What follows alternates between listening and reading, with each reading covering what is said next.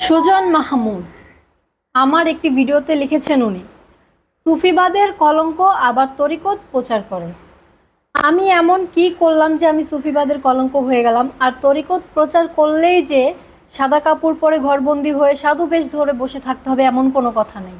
আপনারা সুফিবাদকে কি মনে করেন সেটা আমি জানি না।